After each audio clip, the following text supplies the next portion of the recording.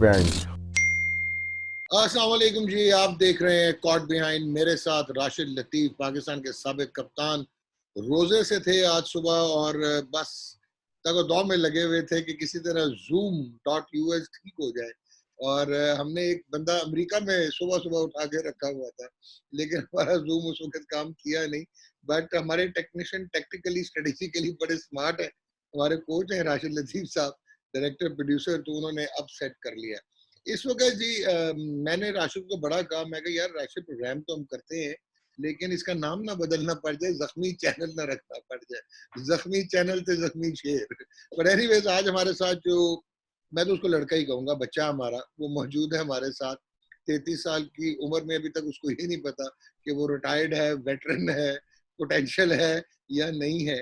One of the smartest allrounders 2004 जिस वक़्त ICC under 19 world cup Pakistan जीता, तो वैसे तो इनको बंदा है, तो इनके साथ भी कुछ ऐसा ही होना था। और ये वो बंच था जिसमें सारी एबिलिटीज थी, फील्ड में नजर आता था। एक स्प्राइटलीनेस थी, एक इंटेंसिटी थी, एक विगर था, पैशन था, फोकस था। और एक वनडे इंटरनेशनल हमने खिलाया, पता नहीं वो क्यों खिला दिया हमने। और उसके बाद एक हमने T20 इंटरनेशनल खिलाया, उसमें एक ही ओवर किया इन्होंने और 3 आउट कर दिए। उसके बाद दूसरा मैच नहीं दिया हमने कि यार ये गले ही ना पै जाए, मुंडा है, परफॉर्म कर रहे हैं।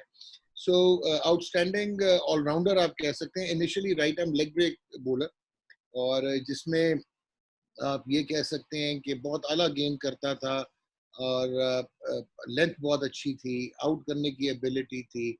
और अनफॉर्चुनेट के पाकिस्तान से आगे ये नहीं खेल पाए। स्मार्ट फील्डर, 7 सेंचुरी हैं इनकी with the bat in first class cricket, और हमने फिर भी इनको लिफ्ट नहीं करवाई। हमारे साथ मौजूद हैं जी बॉब वुलमर ने इनको बहुत हाईली रेट किया था, और अब बॉब वुलमर भी नहीं है। और हमारे साथ मंसूर अमजद, सियालकोट से बेसिकली इनका ताल्लुक। मंसूर वेलकम, खैरियत से आप? वालेकुम सलाम डॉक्टर साहब, राशिद भाई, क्या हाल है? ठीक ठाक हैं आप? और शुक्र अल्लाह का कि आपने हम लोगों को भी इस शो पे इनवाइट किया। और हम देखते आ रहे थे, जैसे डॉक्टर साहब ने बताया कि जख्मी प्रोग्राम चल रहा है और जख्मी शेरों के साथ, तो हम भी अवेलेबल हो गए। जल्दी हो गए आप लोग, जल्दी हो गए, इतनी जल्दी होने के बोला नहीं था हमने। हाँ जी, लेकिन हो गए, सिस्टम ने बना दिया हम लोगों को जल्दी। नहीं, मेनली हमारा प्रोग्राम देखो ये है कि अब जो पुराने थे तो पुराने थे, लेकिन आप जैसे यंगस्टर प्लेयर है ना, ये नहीं है कि हम कोई नेगेटिविटी नहीं लेके आ रहे, लेकिन हमारा मकसद ये है कि कुछ प्लेयर थे जो पाकिस्तान के लिए नुमाइंदगी की और कुछ ने नहीं की, उनको सामने लेके आना है कि वो कैसे प्लेयर थे, वो उनका एक्सप्रेशन क्या है, वो क्या बताना चाहते हैं। तो बस इस वजह से हम लेके आए। और अब हम चाहते हैं कि इतने सारे ढेरों प्लेयर हैं, आपको पता ही है, डॉक्टर को भी पता है कि कितने ही प्लेयर हैं जो कि मीडिया में नहीं आते, ना लाए जाते हैं। तो ये मकसद किसी की दिल आजारी नहीं है, बस फीलिंग है एक प्लेयर की, वो अपनी बयान करेगा यार। जी जी, हाँ जी, ठीक ये है राशिद भाई। ढके छुपे लफ्जों में कह रहे हैं, खुल खुला के आजा मेरे बच्चे, आजा शुरू हो जा। अच्छा, 207 फर्स्ट क्लास में बिकते हैं, 141 T20 अपना ये लिस्ट ए में बिकते हैं, 7 पंजे फर्स्ट क्लास में। लेस्टर शायर से पूरा सीजन खेला, ग्लेनमॉर्गन के खिलाफ 100 किया, इंग्लैंड 11 के खिलाफ पंजा लगाया, लेकिन फिर भी क्यों नहीं खुश कर सके आप सिलेक्टर्स को? क्या वजह थी? देखिए, ये सवाल है जो मेरे भी ज़हन में आता है, बहुत दफ़ा आया है और आता रहेगा कि जब स्पेशली मैंने T20 खेला, वर्ल्ड रिकॉर्ड बनाया, उसके बाद मुझे नहीं पता मुझे क्यों ड्रॉप किया गया। और मैं इसी क्वेश्चन को लेके सिलेक्टर्स के पास जाता रहा, उनसे पूछता भी रहा बल्कि, कि मुझे अगर आपने ड्रॉप किया तो कोई ना कोई तो रीज़न होगी मुझे ड्रॉप करने की। आया मेरी परफॉर्मेंस की वजह से आपने मुझे ड्रॉप किया? आपने मुझे मेरे एटीट्यूड की वजह से ड्रॉप किया?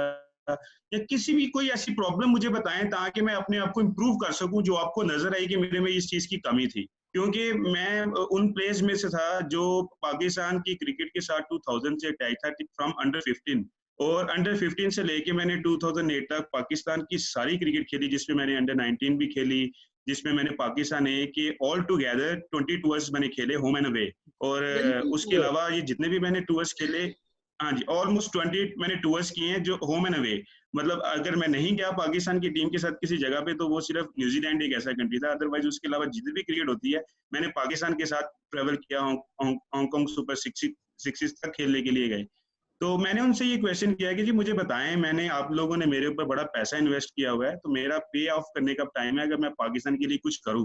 तो मुझे अल्लाह ने मौका दिया, मैंने वर्ल्ड रिकॉर्ड बनाया, तो मुझे बताया जाए कि क्या रीजन है, लेकिन वो रीजन मुझे कभी किसी ने नहीं बताया। इनफैक्ट कि मैं सिलेक्टर्स के पीछे तक गया, वो ग्राउंड में आए मैच देखने के लिए, एनालाइज करने के लिए आते थे मैचेस वगैरह को, तो मैं जाता था तो वो आगे से मैं जिस मैच तक पहुंचता था वो आगे निकल जाते थे कहीं और मुझे भी ये फील होना शुरू हो गया कि शायद इनके पास जवाब नहीं है इस बात का, या देना नहीं चाह रहे हैं, या वल्लाह आलम क्या वजह है। तो ये जवाब अभी तक मुझे भी नहीं मिल सका कि क्या रीजन बनाइए।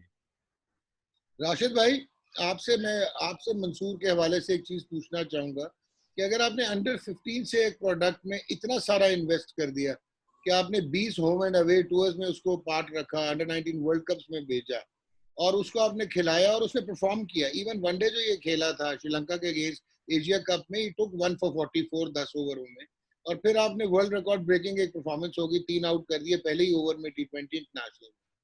क्या रीजन आपको नजर आता है? क्या शायद अफरीदी खेल रहे थे, दूसरा लेग ब्रेक बॉलर नहीं चाहिए था, किसी और को अकोमोडेट करना था? क्योंकि यासिर तो वाइट बॉल नहीं खेलता था ना, यासिर तो आया ही रेड बॉल में था। क्या कहते हैं आप राशिद भाई?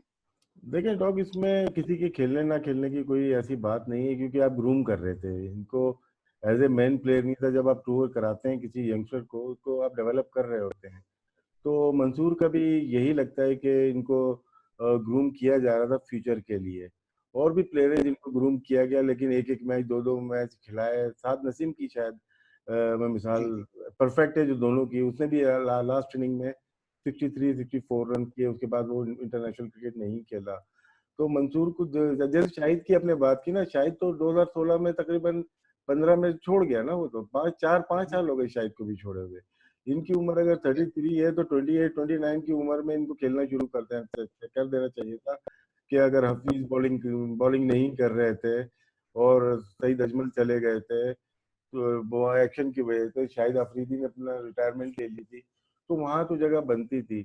मुझे खुद नहीं समझ में आया, क्योंकि एक ओवर में जो इंटरनेशनल क्रिकेट में इन्होंने पहला ओवर किया T20 में, उसमें 3 विकेटें ली और उसके बाद मैच नहीं खेले। और डॉग, और इंटरेस्टिंग जो चीज आपको बताता चलूं, शायद आपके इल्म में नहीं होगी, इन्होंने लेग स्पिन छोड़ के ऑफ स्पिन की और उसमें भी काफी तबाहियां मचाई हैं, और बैटिंग में भी। तो ये ऑफ स्पिन कहाँ से शुरू की मंसूर, ये तो बताएं पहले। राशिद भाई, मैंने जब क्रिकेट स्टार्ट किया तो मैं ऑफ स्पिनर था, और ऑफ स्पिन मैं एक्चुअल में बैटिंग करता था, ऑफ स्पिनर था। तो इसकी थोड़ी सी स्टोरी इस तरह है कि हमारे सियालकोट में, और बल्कि सारे जानते हैं उनको, पूरी दुनिया में उनका नाम है माशाल्लाह से, आमिर वसीम, अल्लाह उनको जी जी जन्नत में जगह जी अता जी करें। जी। तो हमारी ख्वाहिश होती थी कि हम किसी तरीके से उनके पास पहुंच जाएं। तो मेरा उनके पास जानना हुआ, सागा में वो प्रैक्टिस किया करते थे। तो सागा की टीम उस वक्त ऐसे थी कि जैसे समझ लें कि मेरे लिए एक इंटरनेशनल क्रिकेट टीम थी वो, क्योंकि उसमें सारे पाकिस्तान के जितने भी जूनियर प्लेयर्स थे और जो सीनियर में शुएब भाई से लेके सारे जितने भी थे, ये सब खेल रहे थे उधर वहां पे। तो वहां पे गया तो मैं 2-3 दिन वहां पे खड़ा रहा ऐसे पीछे नेट में। काफी छोटा था, मैंने क्रिकेट बड़ी यंग एज में स्टार्ट की।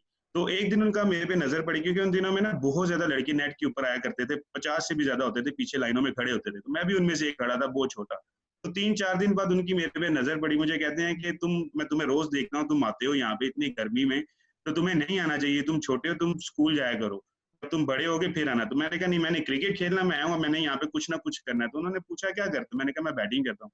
कहते हैं बेटा बैटिंग में तो तुम्हें मौका नहीं मिलेगा, क्योंकि मगरिब का टाइम था। तो मुझे कहते हैं कि अच्छा बॉलिंग करते हो, मैंने कहा हाँ जी मैं बॉलिंग करता हूँ। तो मैं ऐसी बॉल पकड़ के ना, तो पूरे कदमों से भी इनका फेंक सकता। तो 18 कदमों से मैंने भाग के बॉल फेंका। ऑफ स्पिन पहले मैंने तेज फेंका, फिर मैंने ऑफ स्पिन फेंकी, फिर मैंने लेग स्पिन फेंकी। तो जब मैंने लेग स्पिन फेंकी, ये वो क्रिकेट थी कि जो मैंने गली मोहल्लों में सीखी हुई थी, गली मोहल्लों में सब कुछ कराते थे हम। तो वो मैंने फेंका, तो मुझे उन्होंने ये टैलेंट उन्होंने मेरे में देखा, और उन्होंने उसी वक्त मैंने 3 बॉल ऐसे फेंके हैं, आमिर भाई ने सारे नेट को खड़ा कर लिया। मुझे भी नहीं पता कि ये क्यों है, ये सबको पास बुला के कहते हैं कि आज इस प्लेयर को देख लो, ये आने वाले टाइम में इंटरनेशनल क्रिकेट खेलेगा, ठीक है, एज अ लेग स्पिनर ये खेलेगा।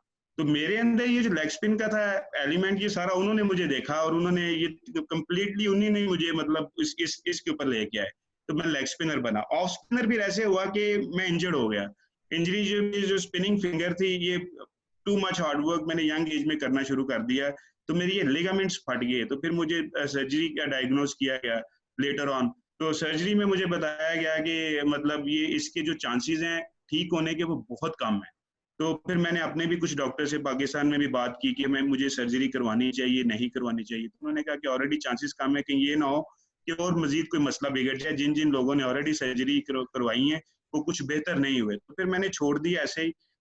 लेकिन मैंने गिव अप नहीं था करना, मुझे था कि मैंने करना है कुछ ना कुछ। तो फिर मुझे ज़हन में आया कि मैं एक काम किया करता था, तो मैं ऑफ स्पिन क्यों ना करूं। तो फिर मैंने उसको ऑफ स्पिन को स्टार्ट किया। तो शुक्र अल्लाह का, मैंने स्टार्ट किया। जैसे ही स्टार्ट किया तो मैंने ये जो पिछले 3 साल वनडे टूर्नामेंट खेले है पाकिस्तान, ये डोमेस्टिक का वापडा की तरफ से, और हम अल्हम्दुलिल्लाह जितने भी स्पिनर्स हैं उन सब में मेरे सबसे ज्यादा आउट है as a spinner, as an off spinner.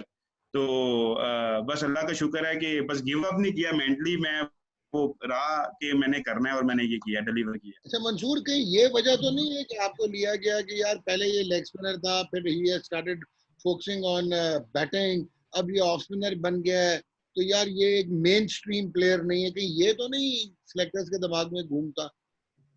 देखिए, बड़ा अच्छा आपका क्वेश्चन है कि मुझे ना जब मैं लेग स्पिन भी क्या करता होता था ना, तो मुझे सारे लोग ना, और मुझे ये सवाल से ना बड़ी नफरत थी, मैं आपको सही में बताता हूँ, कि मुझे सारे कहते थे कि यार ये बॉलिंग को छोड़ के ना बैटिंग की तरफ फोकस कर। भाई अगर मुझे बैटिंग आती है तो ये अच्छी बात है, इसमें कोई गलत बात नहीं है, ठीक है। और बैटिंग में अगर आप मेरी परफॉर्मेंसेज देखें तो वो आपके सामने है, सारा मेरा रिकॉर्ड बोलता है बैटिंग में, और ये वो वाला रिकॉर्ड है मेरा। अगर आप मेरे अर्लियर 50 फर्स्ट क्लास मैचेस देखें तो मैंने एज अ लेग स्पिनर खेले हुए हैं। मेरे उसमें बैटिंग में number 7, number 8, number 9, number 10, number 11 batting किया करता था मैं।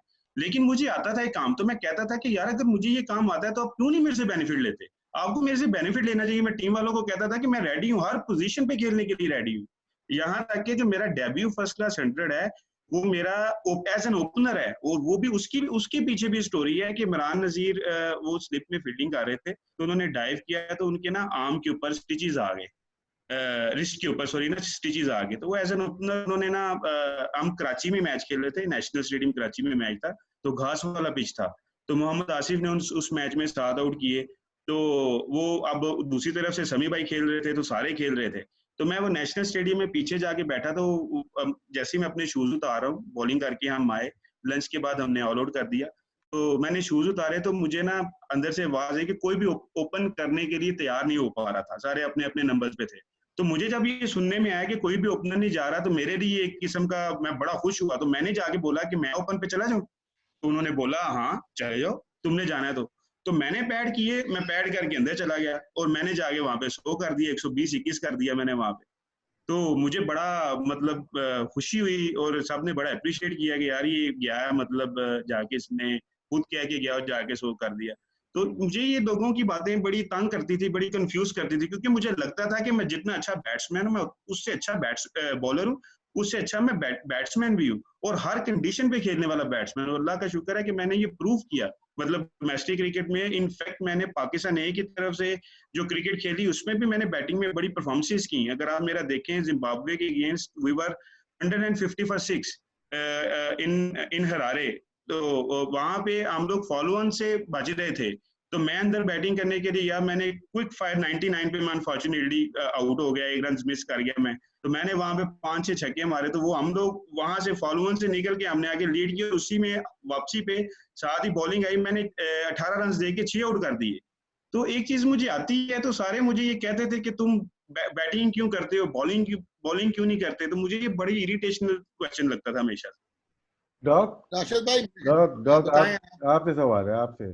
आप मेडिकल में जब आए होंगे तो ऑपरेशन भी करते होंगे, मेंढक लेके आते होंगे, डड्डू, ठीक है ना, उसके ऊपर आप करते होंगे, आपके सीनियर डॉक्टर्स आते होंगे, और बहुत सारे जो कि हाउस जॉब वाले होंगे वो काटते होंगे, लेकिन मेंढक एक ही होता होगा। मंसूर अमजद वो मेंढक है एनसीए का जिसमें तमाम कोचेज ने हाथ साफ किए हुए हैं। वो स्टोरी जरा पूछना चाहूंगा, क्योंकि हमारे माशाल्लाह से बहुत सारे कोचेज होते हैं नेशनल क्रिकेट एकेडमी में। क्या क्या किस किस ने, कि नाम ले ना लें वो आपकी मर्जी है, किस तरह से आप पे ट्रीटमेंट किया गया, इलाज किया गया, और क्या फायदे हुए आपके, चाहे वो मेडिकली हो, चाहे वो टेक्निकली हो, चाहे वो टैक्टिकली हो, तो उसके बारे में जरा बताएं। क्योंकि आप तो एनसीए में रहते थे, जब भी जाओ मंसूर अमजद कमरा नंबर ये, खोली नंबर 420। अच्छा राशिद बिल्कुल भाई, बिल्कुल भाई, आपने इनिशियली हम मेंढक से शुरू करते हैं, फिर इंसानों पे भी तजर्बात कर रहे होते हैं, कैडावर्स पे। तो मंसूर के साथ लगता है कि वही हुआ है जो हम एनाटमी में करते थे, ये एकेडमी के कैडावर ही बन गए। जी मंसूर। हाँ जी, बड़ी अच्छी राशि भाई ने बात की है। मैं नेशनल क्रिकेट एकेडमी को उन दिनों अपनी नानी का घर कहता था कि ये मेरी नानी अम्मा का घर है, ठीक है, कि मैं वहां भी रहता था। और मेरा रिकॉर्ड है कि एनसी का कोई भी कमरा भी जहां मैं ना ठहरा हूँ, मतलब 2000 से लेके 2008 तक मैंने मतलब 8 साल नेशनल क्रिकेट एकेडमी में ही रहा। और राशिद भाई की बात बिल्कुल सही है, बड़े एक्सपेरिमेंट हुए। तो मुझे मैं अपने आप को समझता था कि मैं एक वो डॉक्टरों का वो डड्डू नहीं होता कि हर बंदा आता है मेरे पे एक्सपेरिमेंट करता है और फिर बाद में निकल जाता है। तो मैं भी उन्हीं में से था एक। और हुआ बिल्कुल राशिद भाई ऐसे ही है। On on a positive note मैं आपको बताता हूँ कि होता ये था कि अकेडमीज में ना हम जाते थे, 3 माह की अकेडमीज होती थी। तो हम लोगों को बॉलिंग में शुरू वाले दिनों में, बल्कि अभी तक, उस वक्त भी ना शेन वॉर्न का बड़ा वो था कि जी शेन वॉर्न जैसे बॉलिंग करता है ना, सब वैसे शेन वॉर्न बनो, सब शेन वॉर्न बनो, सब शेन वॉर्न बनो। तो हम लोगों को भी बस वो शेन वॉर्न बनाने के चक्करों में लगे रहते थे किसी ना किसी तरीके से कि जी ये शेन वॉर्न की तरह बॉलिंग करना शुरू कर दें। तो ज्यादातर यही होता था कि जैसे 3 माह का टाइम है कि जी शेन वॉर्न का बाजू बाहर से आता है, मैं स्लाइटली, मेरा बाजू ऊंचा था, बॉलिंग करते हुए ना मैं हायर आर्म से बॉलिंग करता था। लेकिन मुझे वो ये बोलते थे कि जी साइड से बॉलिंग करो, शेन वॉर्न देखो साइड से कितना स्पिन करता है। स्पिन मेरा ऊपर से भी होता था, ठीक है, लेकिन मुझे कहते थे कि साइड से स्पिन करो जैसे शेन वॉर्न करवाता है। अब उसका मैं आपको बताता हूँ कि 3 माह हमने जब वो साइड से बॉलिंग करानी, करा करा करा करा करा करा थक जाना। 3 माह गर्मियों के दिन होते थे। जब फर्स्ट क्लास क्रिकेट में हमने जाना, क्योंकि जैसे ही एकेडमी फिनिश होती थी साथ ही फर्स्ट क्लास का टूर्नामेंट सर के ऊपर होता था। तो फर्स्ट क्लास का टूर्नामेंट जब हम लोग खेलते थे तो वहां पे जब बॉलिंग करानी, तो पहले 3 मैचों में तो बॉल ही नहीं था गिरता। उसका रीजन ये है कि बॉल इसलिए नहीं था गिरता क्योंकि मैच प्रैक्टिस नहीं थी। आप एक नेट में बॉलिंग करा रहे हैं और एक मैच में बॉलिंग करा रहे हैं, दोनों में बड़ा डिफरेंस है। आपको जितनी नेट में बॉलिंग करनी है उतनी आपको मैच में भी करनी, फिर जाके चीजें सही होती हैं। तो वो क्या होता है कि 2 मैचों बाद जब हम लोगों को मार पड़ती, गालियां पड़नी सीनियर से, सबसे कि यार ये तुम क्या बॉलिंग करा रहे हो, क्या तुम ये वो, फिर वापस हमने दोबारा अपने नेचुरल पे आना, फिर 2-3 मैच गुजरने, फिर हमारा बॉल गिरना शुरू होना, फिर हमने आउट करना, इतने में टूर्नामेंट एंड पे पहुंच जाना।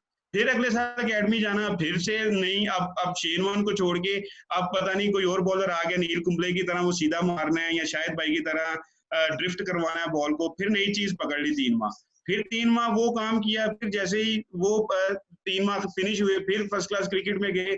फिर वहां पे जाके अब कोचेज वहां पे डिफरेंट थे, अब वहां पे कैप्टन डिफरेंट थे। यहाँ अकेडमीज इन कोचेस के साथ जो हमारे रीजनल टीमों के साथ थी, फर्स्ट क्लास के साथ, अगर लिंक अप होते हैं उनके साथ, उनको बताते कि जी हम लोगों ने अकेडमी में इस प्लेयर के साथ ये वर्कआउट किया है, आप भी इनको इस चीज पे आपने ध्यान रखना है, तो वो सिनेरियो शायद डिफरेंट होता। अब हम लोगों को, टू बी ऑनेस्ट, मैं आपको बता रहा हूँ, शायद मुझे ये बात करनी चाहिए कि नहीं चाहिए, जब हम लोग अकेडमी से फर्स्ट क्लास की टीम में पहुंचे थे ना, तो हम लोग उनके लिए ऐसे थे जैसे कोई बीमारी आ गई है। अल्लाह माफ करे, हम लोगों को ऐसे मतलब बिहेव किया जाता था कि जैसे मतलब टोटली, मैं आपको बताऊं कि हम लोगों की अकेडमी प्लेयर आ गए हैं, जैसे हम लोग उन लोगों के एनिमीज थे। तो हम लोगों को ऐसे ही ट्रीट किया जाता था। अब जो हमने वो 3 माह वहां पे अकेडमी से गुजारे होते थे, या जो भी सीखा होता था, वो फर्स्ट क्लास की क्रिकेट में हमारा कोई काम नहीं था, जरा सा भी काम नहीं था। हाँ, अगर अकेडमी में कोई चीज हमारी इंप्रूव हुई है तो मैं वो जरूर बताना चाहूंगा। उसमें फिटनेस बड़ी इंप्रूव की हम लोगों ने, उसमें फील्डिंग हमारी बड़ी इंप्रूव हुई। ये 2 चीजें अकेडमीज में हम लोगों को मिली, और हकीकत में मिली, अवेयरनेस भी मिली, जिसमें फूड की बड़ी अवेयरनेस मिली है हम लोगों को। लेकिन अगर मैं क्रिकेटिंग स्किल के ऊपर जाऊं, जैसे लेग स्पिन के या बैटिंग के ऊपर, तो वो हम लोग इतना इंप्लीमेंट नहीं कर सके फर्स्ट क्लास क्रिकेट में, बिकॉज ऑफ, क्योंकि वो हम लोगों को टाइम ही नहीं मिला। अच्छा मंसूर, मुझे एक चीज बताएं, जो मेरा कॉन्सेप्ट है, जो मैं थोड़ा बहुत पढ़ाई की है, कि एक प्लेयर होता है, उसको आप पहले असेसमेंट करते हैं, आप एकेडमी में तब भेजते हैं कि आपने टैलेंट को एक पाथवे में डालना है, आपने प्रिजर्व करना है, उसकी स्किल्स को बेहतर करना है, उसको एक ऑलराउंड, उसमें ज्यादा आपने मैक्सिमाइज करनी है उसकी एबिलिटी। तो जब आपको असेसमेंट करते हैं, असेसमेंट के बाद आप सिर्फ फाइन ट्यूनिंग करते हैं और मसल मेमोरी डेवलप करते हैं। अब शेन वॉर्न अगर रोटेट करता था, गेंद को रोल करता था, तो उसका शोल्डर बहुत तगड़ा था। जरूरी तो नहीं है मंसूर अहमद का जो है वो शोल्डर उतना ही तगड़ा हो या उतना ही उसका पिवट बने। तो ये क्या साइंस थी कि शेन वॉर्न बनना है या ड्रिफ्ट शाहिद अफरीदी की तरह करना है? मंसूर अहमद किधर चला गया? वो मंसूर अहमद कहाँ गया जो right hand leg break bowler? ये बड़ी अच्छी आपने बात की है कि मतलब हम लोग जैसे ही परफॉर्मेंस करके एकेडमी में पहुंचे थे, तो हम लोगों को फाइन ट्यूनिंग की जरूरत थी, ठीक है। हम लोगों को वो, जैसे राशिद भाई ने बोला, डड्डू बना दिया हम लोगों के ऊपर। वो उस वक्त कोचिंग नहीं थी एकेडमी में, ठीक है, कोचेस सारे अपने अपने एक्सपेरिमेंट ले रहे थे कोचिंग के ऊपर। तो हम लोग 3-4 प्लेयर कुछ ऐसे थे अकेडमी में कि जो भी वो सीखते थे या जो कुछ करते थे वो आके हमारे ऊपर एक्सपेरिमेंट करते थे और बाद में वो निकल जाते थे। वो चाहे वो अब हमारे बेनिफिट में जा रही है चीज, चाहे हमारे अगेंस्ट जा रही है, ऐसे ही होता रहा। और मैं लेस्टरशायर वर्सेस हैम्पशायर मैच खेल रहे थे काउंटी क्रिकेट का, तो इत्तेफाकन बारिश हो गई, तो मुझे शेन वॉर्न के साथ ना मेरी काउंटी ने डिनर ऑर्गेनाइज करवा दिया कि जी ये मतलब हमारे पास ये पाकिस्तान का लेग स्पिनर है, तो ऐसे मतलब मैंने अपनी ख्वाहिश का इजहार किया तो उसने एक्सेप्ट कर लिया। तो काउंटी ने मेरा डिनर करवाया शेन वॉर्न के साथ, तो हमारी बड़ी जबरदस्त कन्वर्सेशन हुई। उससे पहले मैंने उसके सामने नेट में बॉलिंग भी की, तो उसने मुझे आगे ये बात बोली कि कहते हैं कि जो ये बात कर रहे हैं ना आप कह रहे हैं, उसने बोला कि देखो तुम शेन वॉर्न नहीं बन सकते, वो शेन वॉर्न मंसूर अमजद नहीं बन सकता, ठीक है। तुम्हारे पास जो गुगलीज हैं वो मेरे से बहुत बेहतर गुगलीज हैं, ठीक है। मेरे पास सिर्फ ये गुगली, और मैं गुगली करता नहीं, क्योंकि मैं करता हूँ तो मेरी सबको रीड होती है, फिर मुझे उसके लिए स्लाइडर के ऊपर जाना पड़ता है। लेकिन तुम्हारे पाकिस्तानी बॉलर्स के पास जो गुगलीज वैरायटीज है वो हम लोगों से बहुत बेहतर है, ठीक है। तो तुम अपना कुछ भी चेंज ना करो, जिस जिस तरीके से तुम आउट करते हो ये तुम्हें पता है कि तुम बॉलर बैट्समैन को कैसे टैकल करते हो। मेरा बैट्समैन को टैकल करने का तरीका का डिफरेंट है। मैं उसको स्पिन के ऊपर ट्रैक करता हूँ, ट्रैप करके फिर उसके बाद मैं उसको राइडर मारता हूँ। ये मेरा तरीकाकार है बैट्समैन को आउट करने का। तुम लोगों का तरीकाकार होता है स्पिन करते करते बैट्समैन की टांग को लेके आते हो, फिर गुगली मारते हो, उसको एलबीडब्ल्यू करते हो, बोल्ड करते हो। तो जो तुम्हें बेहतर लगता है, जिस तरीके से तुम बैट्समैन को ट्रैप कर सकते हो, तुम उसी पे रहो, ठीक है। अब ये बात थी, मतलब आप समझ लें कि टैक्टिकली उसने मुझसे बात की, ठीक है। हम लोगों से टैक्टिकली कभी भी किसी ने बात नहीं की कि आपने बैट्समैन को आउट कैसे करना है। हम लोगों के ऊपर सिर्फ यही होता रहा कि बाजू एक साल बाजू नीचे चला गया, दूसरे साल बाजू ऊपर आ गया, तीसरे साल फिर बाजू नीचे चला गया, चौथे साल फिर बाजू ऊपर आ गया, ठीक है। तो ये एक्सपेरिमेंट से हम पिछले 6-7 सालों में घूमते रहे। जी राजेश भाई, इसके बाद में क्या कहूँ, मुझे आप बता दें। नहीं नहीं, इंटरेस्टिंग है, हमें सीखने को मिल रहा है, हम भी डड्डू बना देते हैं इनको भी। नहीं, इसमें इसमें देखो कोचिंग में खैर हम लोग तो सीख रहे हैं कोचिंग क्या है, लेकिन कोशिश यही होती है कि माइनर सी एडजस्टमेंट चाहिए होती है। मोस्टली हमारे नए कोचेज जो होते हैं, ना तजर्बाकार, जो कि प्रैक्टिस कर रहे होते हैं, वो हाफ वे देखते हैं, अपर बॉडी देखते हैं। टीवी पे अगर मैं देखूंगा मैच किसी का, जो लड़कों का मिक्स एक्शन हो जाता है, वो अपर बॉडी एक्शन देखते हैं। ब्रेट ली का देख लिया, शोएब अख्तर देख लिया, वकार यूनुस, वसीम अकरम का देख लिया। आप ऊपर से वैसे ही हैं, ऊपर से आप अगर ओपन चेस्ट बॉलिंग करते हैं तो ऊपर ओपन हो जाते हैं, और अगर वकार यूनुस या शोएब अख्तर को देखते हैं साइड डाउन हो जाते हैं। लेकिन आप नीचे नहीं देख रहे होते कि नीचे देखो, बॉलर का मेन जो देखने का तरीका होता है उसके पाँव से देखा जाता है। उसकी जब लैंडिंग होती है, राइट बैक फुट लैंडिंग और फ्रंट फुट लैंडिंग है, उसकी डायरेक्शन वो देखनी पड़ती है। तो अगर आप हाफ वे देखेंगे, टीवी पे देख के कोचिंग करेंगे, या वो माइंडसेट बन जाता है, तो दुश्वारी आती है। वही गलतियां हुई, कुछ बॉलर ने कोशिश की कि वकार यूनुस बन जाए या शोएब अख्तर बन जाए, तो एक्शन मिक्स हो गया। नीचे से ओपन थे, ऊपर से साइड ऑन कोशिश हो गई, तो मिक्स एक्शन हो गया। तो उनकी, मैं फास्ट बॉलर की बात कर रहा हूँ, तो उनके मिक्स एक्शन होने की वजह से लोअर बैक में स्ट्रेन हुआ था, बहुत सारे बॉलर से जाया भी हुए और कैरियर भी शॉर्ट हो गया। तो ये उन कोचेज को नए नए जमाने की बात कर रहे हैं कि उस वक्त हर एक ने अपना तजर्बा किया। और शेन वॉर्न डिफरेंट बॉलर है, उसका एक्शन डिफरेंट है, वो क्लोज ऑफ द स्टंप जाता है, ठीक है। वो जिस तरह से हमारे मोस्टली बॉलर थोड़ा वाइडर ऑफ द स्टंप जाते हैं, और डिफरेंट एंगल है उनका, डिफरेंट उनका पैरेलल पाँव नहीं पड़ते, तो एंगल पड़ता है। तो डिफरेंट कोचिंग है डिफरेंट प्लेयर के लिए, हर बॉडी डिफरेंट है। तो मेरे ख्याल से तजर्बा ज्यादा हुआ है, जिसकी वजह से प्लेयर को बहुत नुकसान हो जाता है।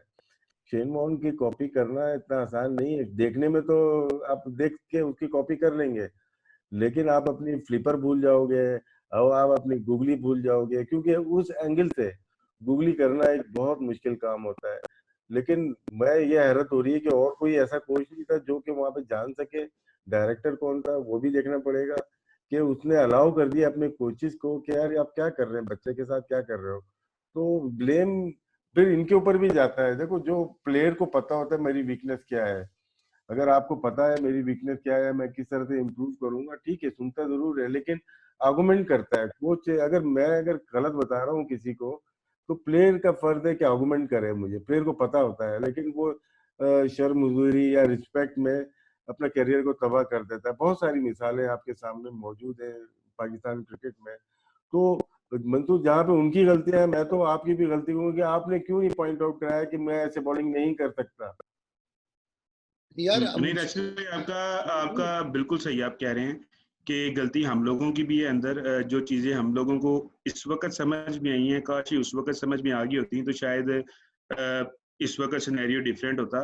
लेकिन उस वक्त आप ये कह लें कि हम लोग इतने मैच्योर नहीं थे, ठीक है, हम लोग क्वेश्चनिंग नहीं कर सके क्योंकि हम लोगों को खुद भी नहीं था पता इतना कि ये क्या, मतलब हम हमारे अंदर क्या प्लस पॉइंट हैं, क्या नेगेटिव पॉइंट्स हैं। ठीक है, हम लोग तो मतलब सीधी सी बात है, मैंने अपनी क्रिकेट गली मोहल्ले में सीखी, उस वक्त ना कोई कोच थे ना कोई कुछ थे। तो हम लोग जिन लोगों के हाथों में चढ़े उन लोगों ने हमें पॉजिटिविटी के साथ ड्रैग किया, आमिर भाई ने बड़ा सिखाया। तो ये जो कोचिंग की बात है ये बड़ी जबरदस्त बात है। ये 20 साल मतलब अगर मैं ये क्रिकेट खेले हैं मैंने, राशिद भाई आप भी इस चीज को समझते हैं, कोचों में भी 4 किस्म के कोच होते हैं। ठीक है, मेरे 20 साल करियर में मैंने जो एक्चुअल में मोटिवेशनल और परफॉर्मेंस कोचेस देखे हैं उनमें बड़े कम नाम है, जिनमें मैंने आमिर भाई को देखा, जिनके साथ में खेला, आमिर वसीम। उसके बाद मंसूर राना कोच आए, वो मतलब उनके साथ भी मैंने ZTBF में वो कोच थे हमारे खेला। तो वो लोग परफॉर्मेंस और मोटिवेशनल कोचेस थे। उसके बाद आकिब भाई के साथ भी हम लोग अंडर-19 वर्ल्ड कप खेलने गए, कंप्लीटली मोटिवेशनल कोचेस थे, वो परफॉर्मेंस कोचेस थे। उसके बाद मतलब तस्लीम आरिफ, बिग एज एग्जाम्पल, वो मैं कहता हूँ अल्लाह जन्नत नसीब करे तस्लीम भाई को, कि नेशनल बैंक में मैं साथ साथ खेला तो हमारे साथ वहां पे होते थे।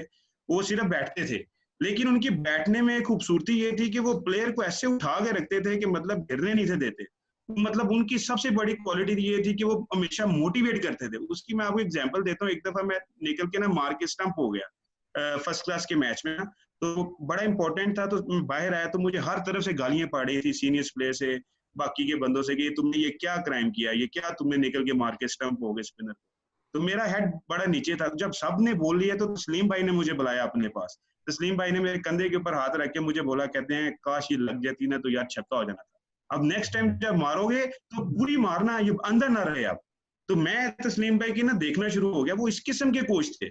उसके बाद मतलब मसरूर भाई के साथ मैंने काम किया अभी, मतलब ये लेटेस्ट वो माशाल्लाह उन्होंने कोर्सेज किए हैं, तो उनकी भी कोचिंग बड़ी इनोवेशनल कोचिंग है। उसके बाद गौरव में बॉब गुलमर ने बड़ा सपोर्ट किया, बड़ी मोटिवेटेड उन्होंने मतलब मोटिवेशनल और परफॉर्मेंसेस कोचिंग की, और टिम बोन। और इसके बाद राशिद भाई फ्रैंकली स्पीकिंग, मैंने अपने करियर में जितने भी कोचेस देखे हैं, मैंने उनको परफॉर्मेंस मोटिवेशनल कोच नहीं देखा।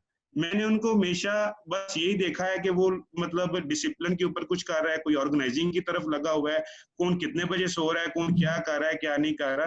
तो ये चीजें बड़ी मैटर करती थी हमारे लिए उस टाइम के ऊपर, कि हम लोगों को वो कोचेस प्रोवाइड करते कि जो मतलब मोटिवेशनल परफॉर्मेंस थे। अब ये काम पाकिस्तान क्रिकेट बोर्ड का था कि जिन लोगों ने फर्स्ट क्लास के साथ कोचेस को अटैच किया, वो कोचेस की डायरेक्शन ही कुछ और थी। हम लोग एकेडमी में सीख के आते थे, आगे अपने घर पहुंचे हैं ताकि हम अपनी परफॉर्मेंस डिलीवर करें। हम लोगों की कंसंट्रेशन ही बजाय क्रिकेट की तरफ की जाए वो पॉलिटिक्स की तरफ घुसी होती थी। नहीं मंसूर, मेरा आपसे क्वेश्चन है, राशिद ने बड़ा खूबसूरत आपको बता दिया है ये जो है मिक्स्ड एक्शंस। और ये मुझे आप ये बताएं, आप कह रहे हैं कि जी उस वक्त हमें नहीं पता था। यार आप एक लेग ब्रेक बॉलर थे, आप बैट्समैन के अगेंस्ट जब गेंद करते थे, आप ऑब्वियसली उसको उसकी मैपिंग करते हो, कोशिश करते हो उसको सेटअप करो कि यार मैं 2 लेग ब्रेक गेंद करूंगा, बीच में एक गुगली कर दूंगा या एक फ्लिपर मार दूंगा। अब आपको खुद भी पता होता है कि यार मैं ऊपर से गेंद करूंगा तो मेरी गुगली बेहतर होगी और मैं डायनामिक प्लेन में शेन वॉर्न की तरह नहीं कर सकता। तो यार ये कैसे हो सकता है कि आपको समझ नहीं थी कि जो कोच कह रहे हैं वो सही कह रहे हैं? बिकॉज जब आप आउट करने जाते हो तो आपका एक प्लान होता है, तो यार मैं इसको सईद बिन नासिर को ऐसे आउट करूंगा, मैं बाबर आजम पे ये गेंद करूंगा। आप फर्स्ट क्लास क्रिकेट खेल रहे थे भाई, आप रिप्रेजेंट कर रहे थे पाकिस्तान ए को, आप टॉप स्क्रीन पे जो एकेडमी में गए थे, तो why couldn't you tell the coach? Comfort, या तो आपको इंजरी हो रही होती, या तो आपको कोई पेन हो रही होती आपके ऊपर के हाथ से, तो आप कहते हैं अच्छा जी मैं बाहरों कर लेना, तो why couldn't you talk to them? सही कह रहे हैं कि ये समझने के एक गैप था हम लोगों का उनके दरमियान में, और हम लोगों को फ्रैंकली स्पीकिंग शायद आप इस बात से इत्तेफाक करते हो ना करते हो, लेकिन हम लोगों को उस वक्त ये फील आता था कि अगर हम लोग अपने कोचेस के अगेंस्ट गए तो हम लोग उनकी बैड बुक में आ जाएंगे। ठीक है, और ऐसा होता रहा है और ये हम लोगों ने फील भी किया। अगर हमने किसी कोच के साथ डिफर किया है अब मैं आपको बात बताता हूँ, बड़ी दफा ऐसे हुआ मुझे थोड़ा सा फर्स्ट क्लास क्रिकेट में हमेशा से इस चीज की बड़ी प्रॉब्लम रही है कि मैंने जब भी अपने कोचों के साथ कम्युनिकेशन करने की कोशिश की या उनको डिफर करने की कोशिश किया, डिफर से मुराद ये कि उनको बोला, थोड़ी लॉजिक के साथ बात की, तो वो नेक्स्ट जो आता था ना, वो ये आता था उनकी तरफ से हमें कि यार ये सवाल बड़े करता है, ए एंज करता है, फलां करता है, टींग करता है, ठीक है। तो हम लोग ना उनकी बैड बुक में आ जाते थे। तो हम बेसिकली कोचिज ना हम लोगों को एक किस्म से डंकी समझते थे कि हम इनको जो भी बता रही है सर नीचे करके तो बस सुनते जाएं, ये जवाब नहीं दे सकते। और जवाब देने वाला आपको पता है पाकिस्तान में सबसे गंदा इंसान है, सबसे बुरा प्लेयर बन जाए। तो हम लोगों को ये उस वक्त ये होता रहा। राशिद भाई, ये तो इसने फिर क्लियर कर दिया ना कि कल्चरल डिफेक्ट है, यानी कि वही वाला चक्कर जो क्लास के उस्ताद के सामने आपने आंख नहीं उठानी, लॉजिकली बात नहीं करनी, तो ये क्लास में तो नहीं बैठे हुए थे ना, इनके तो सारे करियर्स, इनकी जिंदगियां थी क्रिकेट। तो ये तो फिर कल्चरल डिफेक्ट हुआ ना कि नाराज हो जाएं और अपने बैड बुक्स और गुड बुक्स बनाई हुई है। कोचिंग, मेरा ख्याल है कोचिंग का तो एक हिस्सा ये भी है कि let the player ask you कि उसके क्या मसले हैं, या टेल हिम कि मैं किस में कंफर्टेबल हूँ, किस चीज में कंफर्टेबल नहीं हूँ, फिर आप इनोवेशन लेके आते हैं और फिर उसको आप सेटिस्फाई करते हैं। इधर तो उल्टा है, आपने प्लेयर को सेटिस्फाई करना है रादर देन के प्लेयर आपको सेटिस्फाई करे। क्या कहते हैं राशिद भाई? नहीं डॉग, दो तीन चीजें सामने आई हैं इसमें। एक, कोचेज की बात की है जिन जिन के अंडर में खेले हैं, बात समझ में आती है क्योंकि यहाँ का प्लेयर जो होता है हमारे सब कॉन्टिनेंट का इतना मार खाया हुआ होता है अपने हालात से, अपने जो गुर्बत होती है एक वो है, दूसरा जो माहौल होता है गालियों का वो है। जहाँ पे अच्छा बोलने वाला कोई मिल जाता है, जैसे तस्लीम भाई की बात की या मसरूर की बात की, मंसूर भाई की बात की, उन्होंने आकिब की बात की, सब ने एक ही चीज बताई, मोटिवेट किया उनको। लेकिन जहाँ प्रॉब्लम आएगी वहाँ मोटिवेशन नहीं होती, वहाँ पे आपको टेक्निकल काम करना पड़ता है। क्योंकि कोच का काम है वो, ठीक है मोटिवेशन होना चाहिए, आपको एक आइसोलेट नहीं करना चाहिए, सबको एक जैसे देखना चाहिए। लेकिन जहाँ प्रॉब्लम आएगी वहाँ टेक्निकल चीजें आ जाती हैं। एरर कौन डिटेक्ट करेगा और एरर को फिर हमको करेक्ट कौन करेगा, ये मेन मसला होता है। जो कि हैं कम कोच हैं पाकिस्तान में, 0.1% आप कह सकते हैं, 1% पे आप कह सकते हैं कि ऐसे कोचेज हैं। बाकी लेक्चर में हो जाता है डॉग के, कोई लेक्चर अगर मैं और आप लेक्चर दे रहे हैं, मैं चाहूंगा, मुझे खुशी होती है कि मेरे सामने सवालात हों, क्योंकि मेरी तैयारी ऐसी मेरे लेक्चर की होनी चाहिए कि मुझे सवालात करें तो मैं सीख रहा होता हूँ। बताने की बात अलग है, मैं उससे सीख रहा होता हूँ। हमारे यहाँ अनफॉर्चुनेटली खौफ होता है यार कोई सवाल ना पूछ ले। अच्छे अच्छे प्लेयर्स हैं, अगर मैं या मंसूर अमजद उठ के सवाल करेगा कि उसने बताया यार बैकफुट ऐसे खेलना चाहिए, मैं भी वो ऐसा खेलते हूँ, लेकिन क्रिकेट बुक्स और रिसर्च वो ये बोलती है कि वो गलत बता रहा है, तो मैं तो खड़े होकर सवाल करूंगा उससे। वहां ये फंस जाते हैं, तो वहां से फिर कटना शुरू हो जाए। सवाल का जवाब देना क्रिकेट कोचिंग डॉग एक बहुत डिफिकल्ट चीज है। आसान गेम की सबसे मुश्किल चीज है टेक्निकल बात करना, उसको एरर को डिटेक्ट करना, उसको करेक्ट करना। मतलब ये कि डॉग, मैं आपकी आपकी मेडिकल साइड के ऊपर आ जाता हूँ। डॉग आपके पास बहुत सारे पेशेंट आते हैं, मैं उसका गवाह हूँ। तो वो कुछ समझ के आपके पास आते हैं, वो देखते हैं कि यार डॉक्टर नुमान नियाज है, ये अपनी फील्ड का नंबर 1 है। वो आते हैं, आप उनको प्रिस्क्रिप्शन लिख के देते हैं, यार जाओ ये ले लो, वो बिलीव है उनके ऊपर। अगर आप गलती करोगे, कोई गलती, एक डोज गलत देंगे, तो उसका क्या बनेगा ये आपको एहसास है। आपने डिग्रियां ऐसे नहीं ले ली, आपने प्रैक्टिस ऐसे नहीं कर ली कि आप अपने फील्ड के चैंपियन हो। यहाँ पे अगर मैं आपको लेके आया हूँ एज ए कोच, आप अननोन हो एक बड़ी फील्ड में, क्रिकेट में, इंटरनेशनल क्रिकेट में अननोन हो, आपको कोचिंग का नहीं पता, और आप ही एनसीए के कोच हो। अगर आपको इतना ज्यादा, ठीक है आपने सर्टिफिकेट ले लिया, सर्टिफिकेशन डिफरेंट चीज है, लेकिन उसको बताना, उसको टेक्निकल चीजों को बताना, उसको समझाना, वो टोटली डिफरेंट है। तो आप तो गलत डोज डॉक नहीं दे रहे, लेकिन एनसीए में होता आया है, ये सब कोचेज नहीं, लेकिन गलत डोज देती जाए। कराची से लाहौर तक अगर शुरू किया, एक जमाना था 2001 में जब एनसीए आई है, शफल मतलब कि क्रॉस करना शुरू कर दिया ना, कि शफल करना शुरू कर दिया, तो कराची से पिशावर तक तो सेम मेथड कर दिया। नहीं यार, वो गलत मेथड था, वो गलत था। लेकिन क्या तमाम कोचेस को बिलीव कर दिया कि ये है क्रिकेट, बल्ला विकेटों के ऊपर से आना है, वो गलत डोज थी जो भुगत रहे हैं हम लोग आज तक। तो ये प्रॉब्लम हुई है हमारे एनसीए में। जो कि आपके पास जो भी है ना क्वालिफाइड होने चाहिए, कोचेज आपके ना बहुत हाई क्वालिफाइड। सिर्फ ये नहीं है कि सर्टिफिकेशन हो गई आपको, आप ना सर्टिफिकेट ले लिया, एक्रीडेशन मिल गया, कोचिंग कर सकते हो, नहीं, आपको मॉनिटर करना चाहिए। क्योंकि ये मंसूर अमजद हमारे पास स्टडी केस है, ऐसा नहीं, अनवर अली हमारा मेडिकल का स्टडी केस है, शिनवारी हमारे पास केस है, बेतहाशा लोग हैं जिनको हम जानते नहीं है। अंडर 19 में वो अनस लड़का हमारे पास स्टडी केस है, जो कि इंजरी हुई है, उसने 3 मैच में 27 आउट हुई, उसके बाद वो क्रिकेट नहीं खेला, शिन प्रॉब्लम हुई। तो अगर आपका स्टाफ और आपका कोचिंग स्टाफ और आपकी मैनेजमेंट एक प्लेयर को एनहांस नहीं कर सकती, एक प्लेयर को फिट नहीं कर सकती, तो क्वेश्चन मार्क तो आ जाएगा टॉप। जी हाँ, all over to you sir. Rashid आपने बहुत खूबसूरत बात की है कि देखें, कोचिंग सर्टिफिकेशन मींस कि आपने अभी क्वालिफिकेशन ली है। क्या आप प्रैक्टिकली एक्सपीरियंस हुए, क्या आप अपने पाथवे में से गुजरे? डॉग एक चीज और, आप अपनी मेडिकल उसमें बताएं, जब आपने सर्टिफिकेट लिया, जब आप पीएचडी किया या आपने एमबीबीएस किया, उसके बाद कितना एक टाइम होता है कि आप कोई अकेला छोड़ा जाता है यार, हाँ अब आप कोचिंग या आप दवाई दे सकते हैं, वही सेम चीज है। 6 से 7 साल आपकी लॉग बुक बनती है, आपकी ट्रेनिंग होती है मरीजों के साथ, उसके बाद जाके कहा जाता है कि अब आप उस पॉइंट पे आ गए हैं कि अब आप स्पेशलिस्ट हैं और अब आप लोगों को इंडिपेंडेंटली ट्रीट करें, वरना आप डिपेंडेंट होते हैं अपने सीनियर्स पे। अब वही मैं कह रहा हूँ कि अगर मंसूर अमजद एक अंडर 19 का या पाकिस्तान ए का प्लेयर है, तो ये एक सुप्रीम एथलीट है। मैं इसके सामने जाके तो एक्सपेरिमेंट नहीं करूंगा ना, मुझे तो स्कूल लेवल से शुरू होना है, मुझे कॉलेज लेवल या क्लब लेवल पे मैंने कितनी कोचिंग की है, मैंने फिर फर्स्ट क्लास क्रिकेट की टीमों के साथ कितनी कोचिंग की है, फिर मैं सेंटर ऑफ एक्सीलेंस की तरफ आऊंगा ना। तो नेशनल क्रिकेट एकेडमी में तो वो लोग आने चाहिए जिनके पास 8-8, 10-10 साल के फिजिकल ट्रेनिंग के एक्सपीरियंस हो जिनके पास। तो ये उनके पास केस स्टडीज कितनी है, उन्होंने कितनों को डेवलप किया। सो आई पर्सनली फील ये अनफॉर्चुनेट चीज है। मंसूर, आगे क्या प्लान है यार? अभी तो 33 साल के हो। बस देखें, डॉक्टर साहब लगे हुए क्रिकेट खेल रहे हैं अनफॉर्चुनेटली, कि जैसे आपने देखा है कि पाकिस्तान का ये जो डोमेस्टिक का सीजन है, एक तो मेरी ये समझ से बाहर है। 20 साल हो गए हैं हम लोग, 20 साल से जब से मैं क्रिकेट में आया हूँ, कोई 2 सीजन बैक टू बैक हम लोगों ने एक जैसे नहीं खेले। ठीक है, हमेशा कुछ ना कुछ, कोई ना कोई चेंज सिस्टम में जरूर आया, जो कि उसकी सबसे बड़ी जो हम लोगों को प्रॉब्लम फील करनी पड़ी वो ये कि सियालकोट रीजन 2013 में फर्स्ट क्लास की क्रिकेट खेल रहा था और उसकी परफॉर्मेंसेस सबके सामने थी। मतलब हम लोग काइजम ट्रॉफी चैंपियन भी थे, हम लोग वनडे चैंपियन भी रहे हैं, हम T20 का वर्ल्ड रिकॉर्ड है हम लोगों के पास।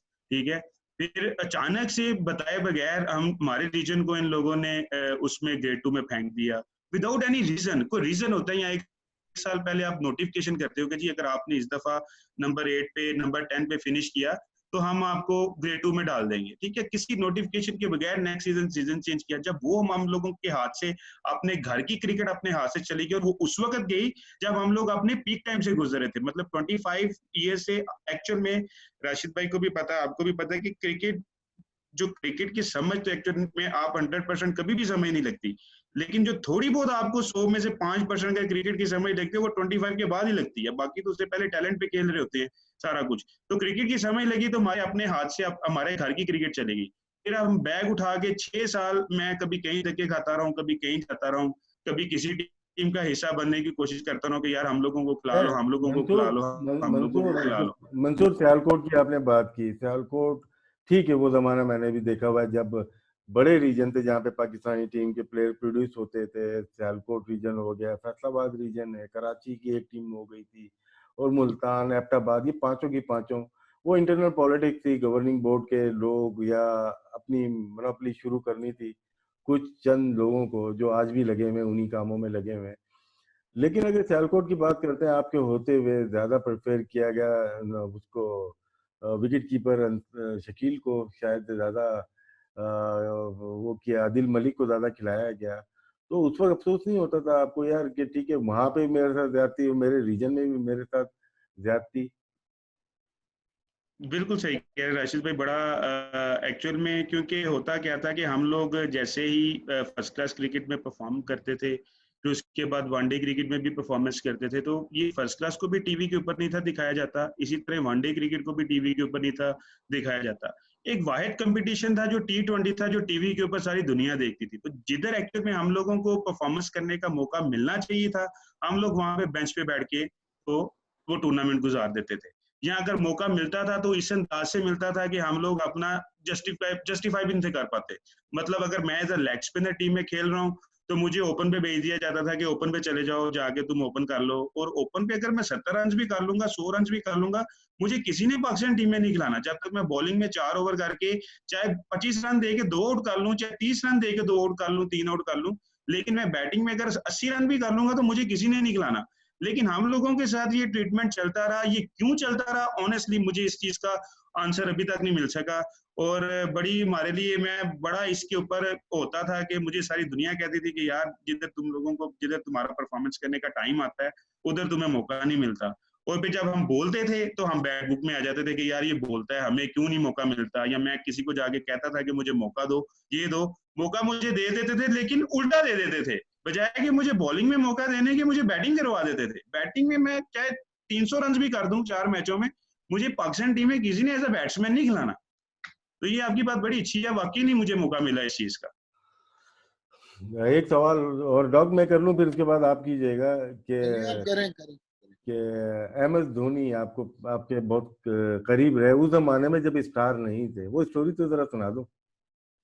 अच्छा अच्छा, वो एक्चुअल में हुआ ये कि राशिद भाई पाकिस्तान के टूर के साथ हम कीनिया गए हुए थे। तो ये धोनी का भी वहां पे क्या कहते हैं, उसी टूर, फर्स्ट टूर था उनका इंडिया की तरफ से। तो लंबे लंबे बाल छोड़े हुए, तो बॉलिंग करवा रहा था मैं उनको ना, तो बोलते नहीं थे कुछ आगे से। तो मैं बस तंग करना कि आउट करने के लिए पहले मैच में मैंने आउट कर दिया। फिर उसके बाद ना वो जैसे जैसे मैं बोलूं या कुछ बोलूं तो वो निकल के छक्का मार दे। ठीक है, तो मैं बोलूं कि यार ये कौन है, तो मैं उसको ना मलांग मलांग इस तरह से मतलब मुहातब हो रहा था, जस्ट ये टीज करने के लिए, आउट करने के लिए।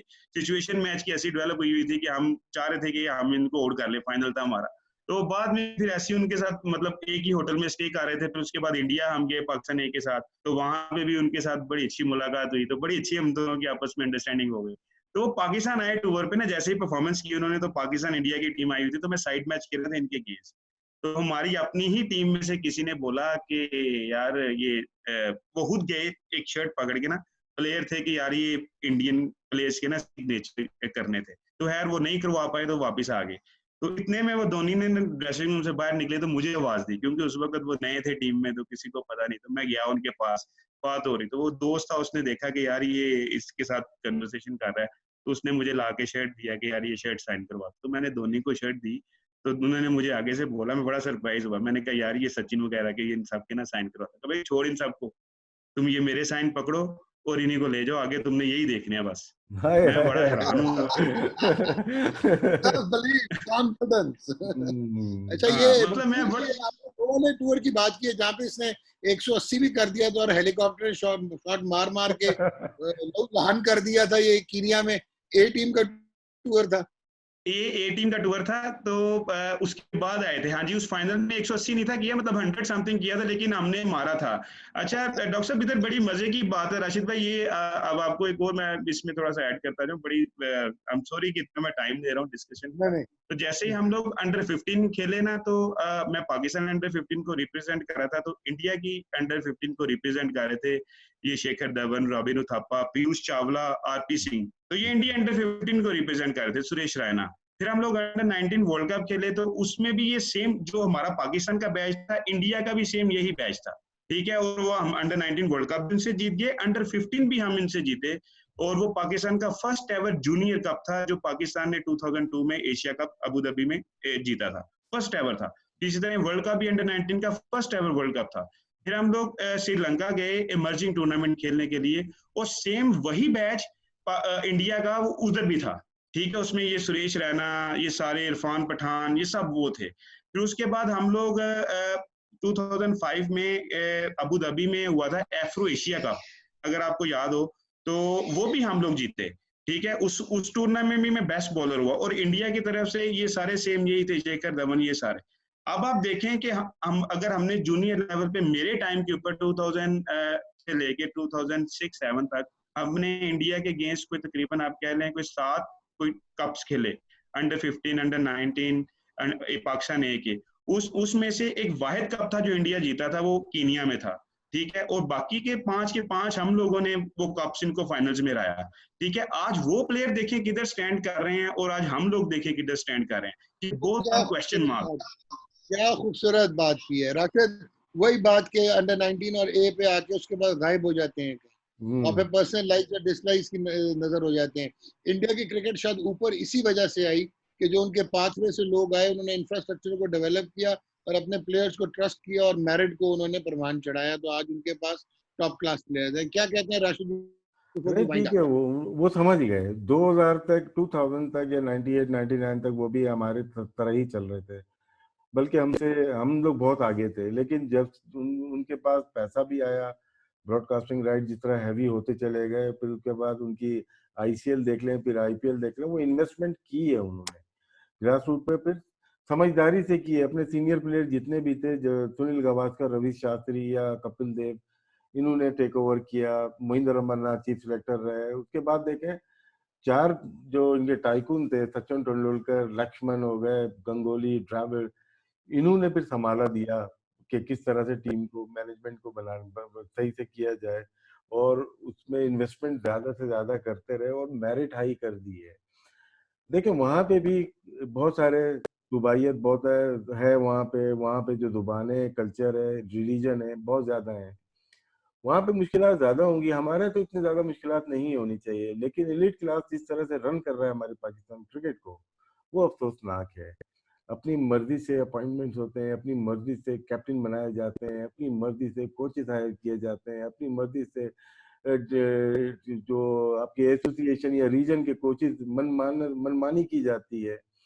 जब आप इज्तिमाई काम को छोड़ के इंफरादियत पे आ जाते हैं, तो फिर वो कौम कभी भी ऊपर की तरफ नहीं जाती। यही वजह है, हर शोबे में अगर हमें प्रॉब्लम होती है, हम इंफरादियत के, मेरा मेरा मेरा कोई काम फंसा हुआ है, मंसूर अमजद से मैं अपना काम करवा लूँ। हमारा कोई काम, हमारी टीम का कोई काम हो मंसूर अमजद से, तो मैं कभी नहीं बोलूंगा। मैं यही सोचूंगा मेरा काम बन जाए। तो जब कौम सामने होती है, क्रिकेट की बात कर रहे हैं, तो वहां पे आपको इंफरादियत को छोड़ के इज्तिमाई तौर पे काम करना चाहिए, ताकि आपकी क्रिकेट ऊपर जाए, परवान चढ़े। और हो सकता है आगे जाके ऐसे काम हो, लेकिन लास्ट 10 ईयर्स में देखें, 2010 के बाद इंडिया की टीम बहुत ऊपर की तरफ गई है, और 2010 के बाद सिर्फ एक चैंपियंस ट्रॉफी एक हम जो जीते हैं, उसके अलावा हम लोग बहुत तेजी से नीचे की तरफ आए, equal to Zimbabwe, Sri Lanka and Afghanistan. Thank you very much Rashid और मंसूर, बहुत शुक्रिया आपका। और मैं तो कहता हूँ दिस इज अनफॉर्चुनेट और रिग्रेटेबल कि आप एक्सपेरिमेंटल एनिमल बन गए और वन ऑफ दोज हर्ड्स जिनको हमने अपने सीखने की नज़र कर दिया और शायद आपके टैलेंट को यूटिलाइज नहीं किया। लेकिन एक चीज़ हमेशा याद रखना, अगर आप में टैलेंट था, पोटेंशियल थी और आप एक्सीलेंस की तरफ जा सकते थे, तो ये आपका नुकसान नहीं है, ये उनका नुकसान है जिन्होंने आपसे फायदा नहीं उठाया। And you are still very young. Yes I am. होता है ना, आप पे कोई बन रही हो और 10 साल के बाद आप एक टॉप कोच हो पाकिस्तान में और दुनिया में, तो इंशाल्लाह एक बार बंद होता है 100 खुल जाते हैं। So our blessings with you always, और खुश रहो। और राशिद भाई और मैं आवाज उठाते रहेंगे। और अगेन आज उन्होंने शुरू में राशिद ने बड़ा क्लियर किया, ये हम किसी को एक्सपोज करने के लिए प्रोग्राम्स नहीं कर रहे, ये हम सिर्फ एक रियलिटी चेक दे रहे हैं कि ये पोटेंशियल था आपके पास, ये आपके प्लेट भरी हुई थी, और एक टाइम आ गया कि आपको ना ऑफ स्पिनर मिलता है और ना लेग स्पिनर टेस्ट में आपको बैकअप के लिए मिलता है। सो प्रोबेबली हमारे अपने ही अलमी है, अपने ही क्रिएट की हुई मसाइल हैं।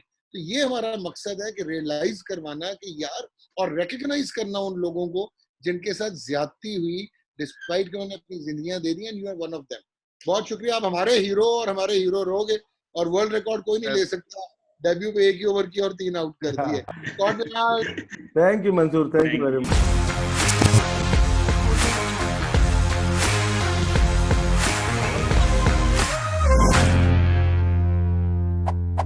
Got banned.